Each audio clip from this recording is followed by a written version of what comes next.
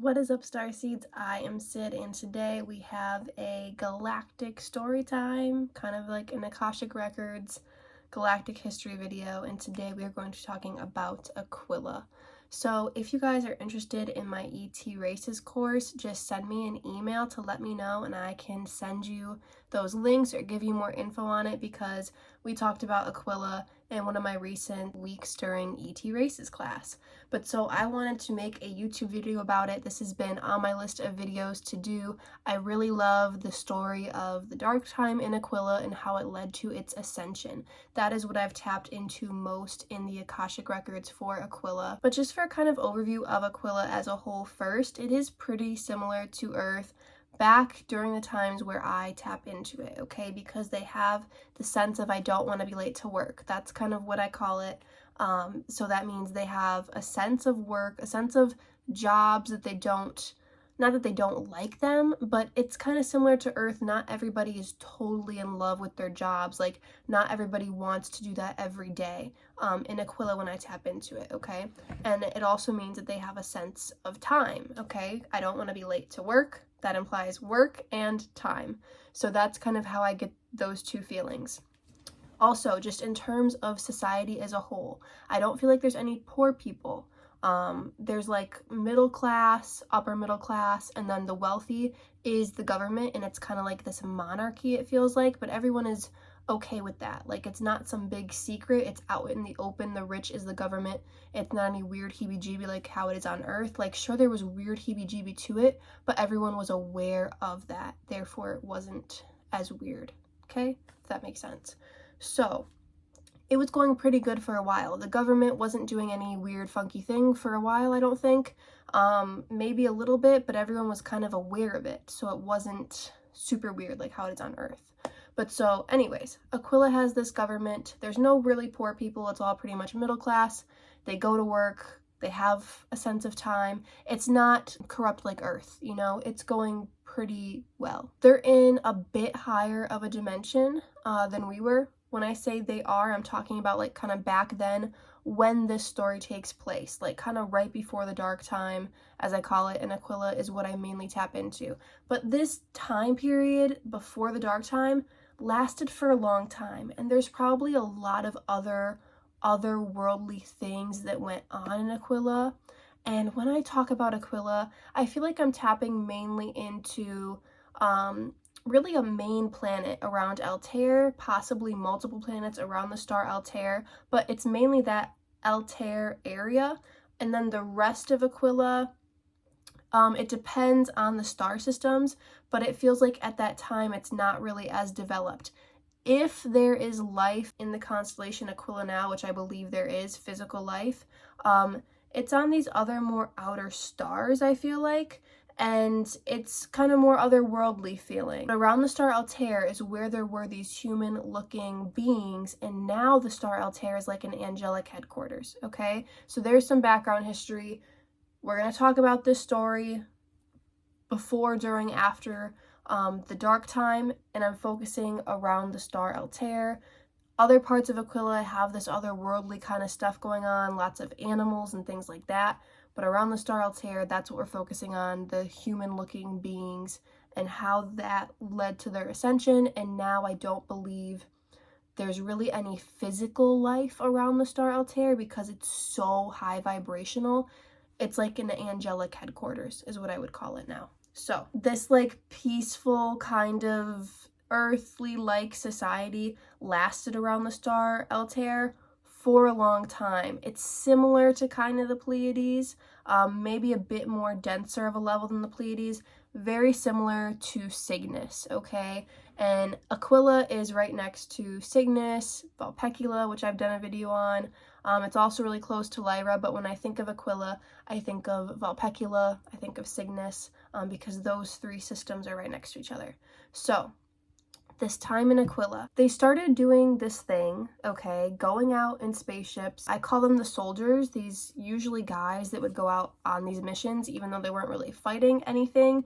Maybe occasionally they were, as time went on, but really they went out and they were mining resources from other planets. Sometimes it wasn't literal mining, it was just kind of like foraging, but they were going out to other nearby planets around the star Altair at first, and going and getting these resources, these materials, these like elements and metals and whatever from other planets. That was like their main thing. Like, yeah, there were mom and pop shops that people worked at.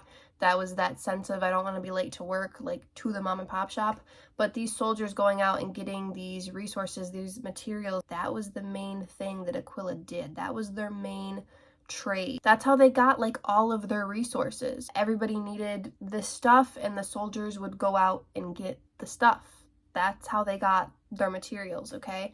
The government was the ones kind of controlling when these missions took place, where these missions took place, what materials were the goal, but really whatever the soldiers were able to bring back from the designated planet they were supposed to go to, that's, you know, what happened. They would go out, get really whatever they could from these uninhabited planets, bring it back, and they would make use of those materials and resources. So after they mined a few planets or all of the planets around Altair clean, then they started venturing out more. And by the way, these spaceships that they were in, they could only go around that constellation Aquila. Maybe they could go to Cygnus for emergencies or something if they had to, but they pretty much just stayed around Aquila. The spaceships couldn't go very far. It wasn't that advanced tech, okay? It was just within their, you know, their constellation, which is a big constellation, and that's pretty cool that they had that advanced technology. But anyways, once they mined the planets closest to them clean, they started venturing out further, and then they encountered some life, some animal kind of life, some plant, bacteria, stuff like that at first, okay? Whatever. They still took all the stuff. And mind you, during this time of mining resources from these planets, there were some people who were like, this is not cool, you know, it's disrupting the natural order of those planets. Those people were right, they were onto something, but they were looked at kind of how 10 years ago people looked at vegans, kind of how even still today some people look at vegans. Like, what the heck, that's extreme. But that's how those people were looked at in Aquila, like hippies, like vegans or something like that, just kind of our equivalent to those hippies in Aquila, okay? But they were onto something.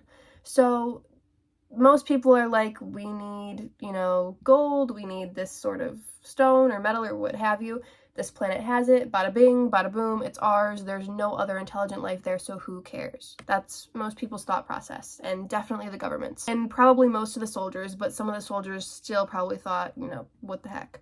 Anyways, they start going even further and further. They start to encounter other human-like life. And they bring those beings back to Aquila per the government ordering that. And so now this is when the government gets shady, okay?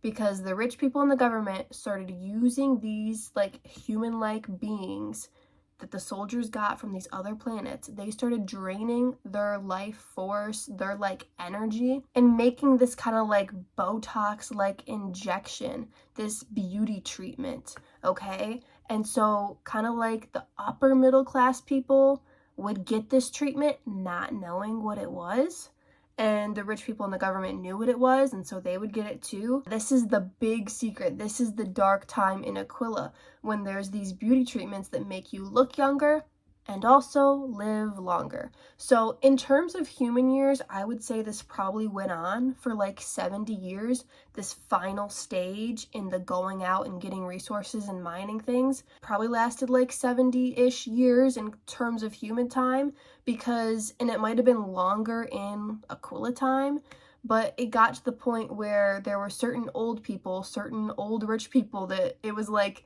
you guys should be dead now. Okay, and I feel like these Aquilan beings live a bit longer than Earth humans, so that's why I'm saying maybe our 70 years is their 200 years. I don't know, but that's kind of our equivalent for it. But it got to the point where these kind of like conspiracy theorists started emerging, and they were like, you should be dead now. you got those beauty treatments, maybe they do make you live longer.